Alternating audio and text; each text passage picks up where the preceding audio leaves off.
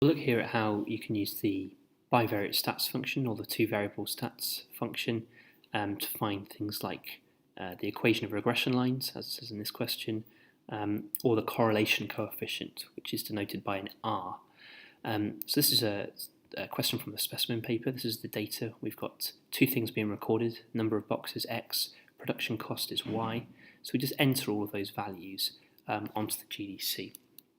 So I'll just quickly show you, I've already entered those on there.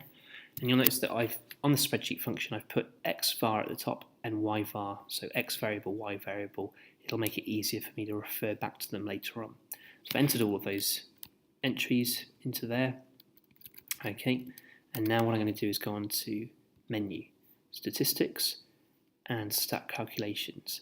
Now the one that I wouldn't use is two variable statistics. If you go onto that one, you don't actually get all of the information that you need.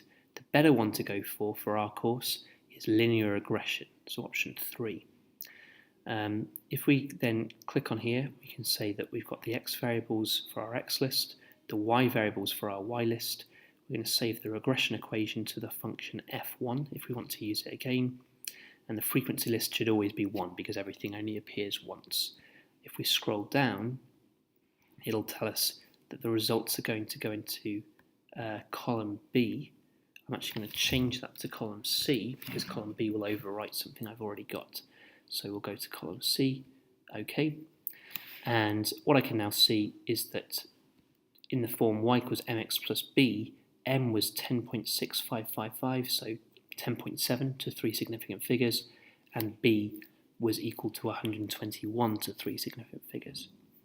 In any subsequent calculations, though, I'd want to be using the much more accurate values that I've got here, and as a result, using the function f1 might maintain that accuracy. The regression correlation coefficient is the R value, not the R squared value, but the R value, so it's 0.970 to 3 significant figures.